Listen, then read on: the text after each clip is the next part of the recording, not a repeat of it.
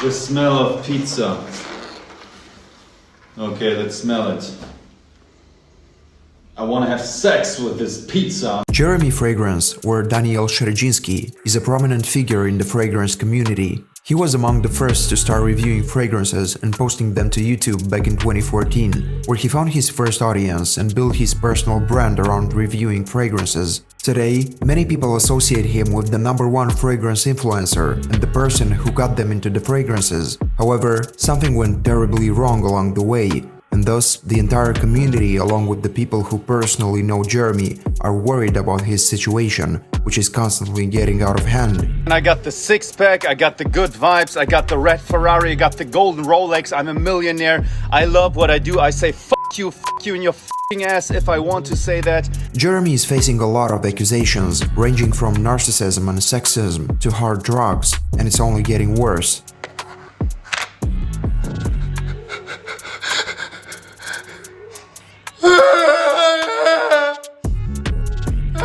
Without further ado, let's take a deep dive into Jeremy's situation and try to figure out how it got to that point.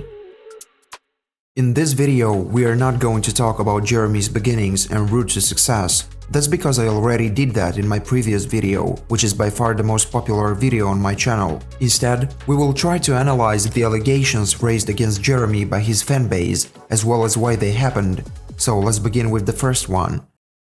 The first video on Jeremy's YouTube channel was uploaded on June 2nd, 2014, 9 years ago. From there, Jeremy started getting traction pretty quickly. He was honest and unscripted, and he had a unique way of reviewing fragrances. And what I quickly noticed is that people like it more when you describe fragrances in an emotional way instead of saying this fragrance smells like lemon, cedarwood, and patchouli, which it does. But it's so uninteresting. So describe it in an emotional way. Yeah, you could say it's a sexy millionaire living in Wall Street. All of that, combined with his attractive personality and a lot of energy, rapidly attracted people to him. Today, Jeremy has 2 million followers on YouTube and 7 million followers on TikTok, which makes him the most followed influencer in the fragrance niche. Despite his success, his content quality only got worse, to the point where it seems that he doesn't even care about it anymore and does not put any effort whatsoever into his videos, which feel more like random moments of his life where he performs some cringy dance moves half naked, behaves weirdly, or awkwardly smells strangers.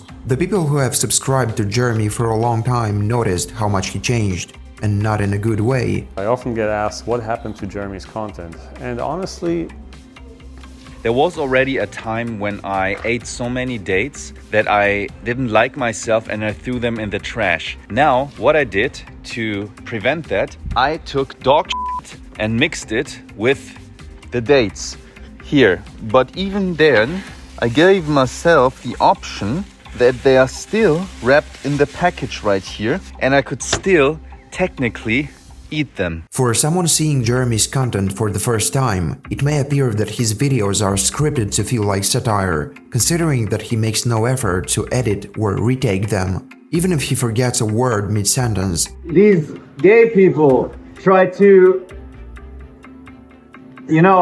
they try to, how do you say that?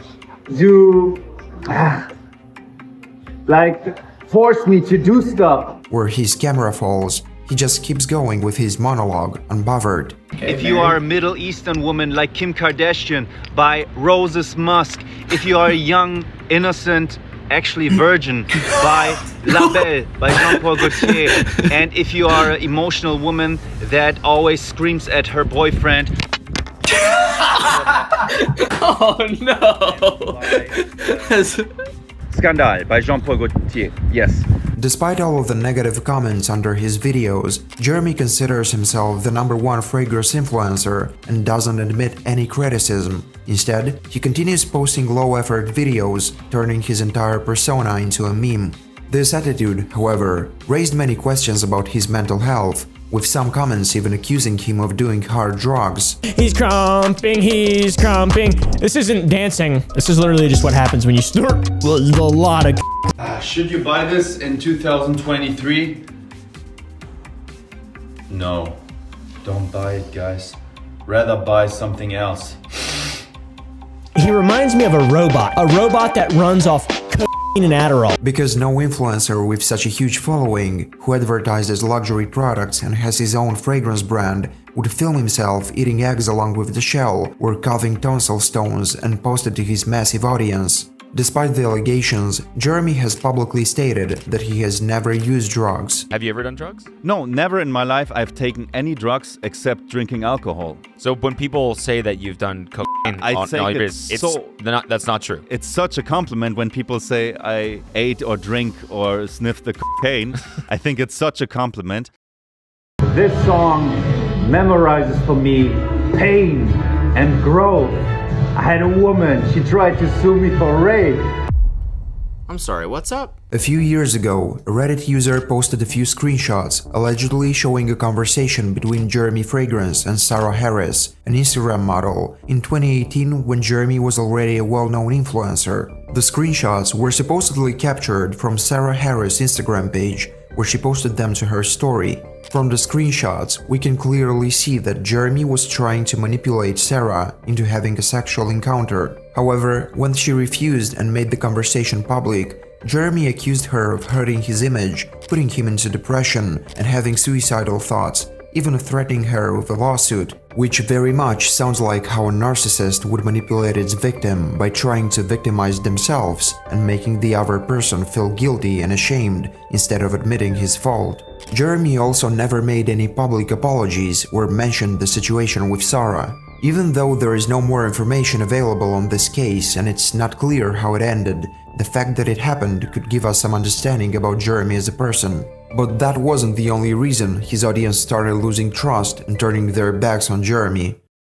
Back in 2017, when Jeremy had only 200,000 subscribers on his YouTube channel, he decided to start a Patreon page asking his subscribers for funding for a new laptop and filming gear to help turn his fragrance passion into a full-time career. He would do something like say, hey guys, join my Patreon. I need a new laptop. I can't even edit because this laptop sucks. Please help me on Patreon so I can get this new laptop. And his audience was actually very responsive, because who doesn't want to help their favorite creator, right? And everybody jumps in and they're like, oh yeah, we'll help you, we'll support you. That's what everyone thought when sending money to Jeremy's Patreon account. But what happened a week later would shock his audience and leave a huge black mark on Jeremy's reputation forever. And then like a week later he goes, oh P.S. here's my new Ferrari. Check that out, it's pretty sick. You see, the problem wasn't that Jeremy bought a Ferrari, but the fact that he lied about his financial situation and misled his audience into believing that the money they would donate would be used for supporting his channel and improving his video quality. However, his video quality hasn't changed at all. Instead, he uploaded a video with the title My New Car, where he showed up the process of buying a brand new Ferrari. What's up, guys? Jeremy here. I'm at Maranello Motors in Cologne, the official Ferrari dealer in Cologne, Germany. And today I'm going to sign the contract for my new car, a Ferrari 458 Italia. Obviously, his audience was enraged and started exposing their opinions in the comments. But Jeremy wasn't happy about that and deleted all the negative comments, to the point where there wasn't a single negative comment left under his original Ferrari video. But with a quick search, we find another video related to this topic. And because it's not on Jeremy's channel, if we take a look under the comment section, we can see the real image. I was disappointed, I guess more than anything, because I couldn't imagine him ever doing that. If I were making that much money, I'd keep it on the down low. No need to make my subs jealous or ask for donations. I'll still watch an occasional video but won't donate anything. He seems to have more than enough money. He literally begged for donations and then went and bought a Ferrari with them. It's sad and disingenuous. I hope he looks in the mirror one day and sees what he has become. I would forgive him. I also noticed that there wasn't a single negative comment on his video that I could find. Jeremy didn't give a definitive answer about the Patreon situation,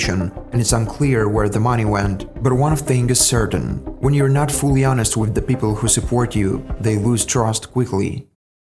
In 2018, Jeremy, in partnership with his brother Camille, decided to release his own fragrance brand, going by the name of Fragrance One. For that, he created a Kickstarter campaign with the final goal of raising $25,000. However, the campaign was so successful that the project collected almost $800,000 from 6,000 backers. But shortly after, out of the blue, Jeremy announced that he was going to triple the price of his fragrance, which was already on the high end, costing $160 for a 100 ml bottle. Even still, for that money you could get a lot of luxury fragrances like Versace or Hermes. The only explanation for why he was increasing the price was because he wanted to keep it exclusive. And I'm going to tell you now why the price of my fragrance will be tripled soon. Fragrances to me are like an art form, and some cars to the extent are also an art form. And what does a car manufacturer do? They produce a very small amount of cars to make them exclusive. We will also produce a small amount to keep us exclusive.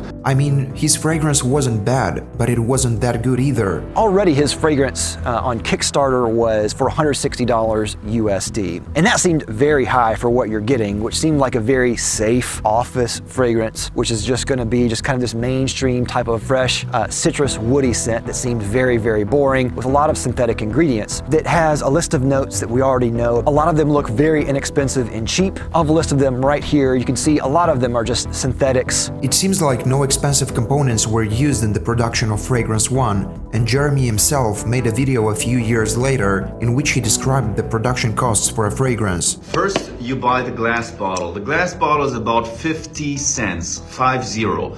Then you got the sprayer right here. This is another 50 cents. So we're at a $1. Then you got the cap. This is another 50 cents. Then you got the box around it, which is another 50 cents. So you're at $2 now for this empty stuff. You need the juice inside. The juice is the most expensive one. It's about $3. So 3 plus 2 is $5. And then you pay for the whole packaging. So it must be filled and everything. So that's another $1. So about $6 in total, and you have a finished fragrance. Obviously, his price increase announcement was viewed as a slap in the face by his community, which was eager to try his creation but couldn't do it because of the huge price tag, only comparable to niche perfumery. This time, the situation took a serious turn. After the announcement, Jeremy lost thousands of subscribers. Today I'm gonna react to some of your comments. Yesterday the video was very epic. It was my most disliked video I have ever made. In hope of calming down the waves, he started uploading video after video, desperately trying to explain why he made such a decision, putting on the table some quite odd arguments. And I wouldn't even answer these type of comments because you guys have to realize and come to your brain what's going on this planet. You would never speak with me like that if we would stand in front of each other. Never. So get out of your cave, guys, and just be normal. I wouldn't buy my own fragrance brand to this high price tag of triple of the amount. I'm too much of economical thinking person that I would spend so much money. I know that's crazy. Normally I wouldn't buy it for such a high price, which I'm going to sell it to. Shortly after, Jeremy announced that he would close down the Fragrance 1 company. Hello guys, Jeremy Fragrance here. Closing the brand, guys. Finish! Even if he had publicly mentioned numerous times that the brand was doing just fine and the sales were booming, today we can find only one single fragrance available to purchase on his website. It's unclear why such a decision was taken. Was it because the company wasn't profitable, or was it because Jeremy's ego stopped him from making the correct choice? I guess we'll never know. Everything said in this video is just my subjective observations and facts that I found online and by watching Jeremy. In order not to end it on a negative note, I would like to give Jeremy credit and mention his huge contribution to the entire fragrance community. I believe that every human has the right to make mistakes, but if the same mistake is made more than a few times, it becomes a decision. However, I'm sure that for Jeremy, this is only the beginning. Thank you for staying until the end. If you enjoyed this video, hit like and subscribe. See you next time.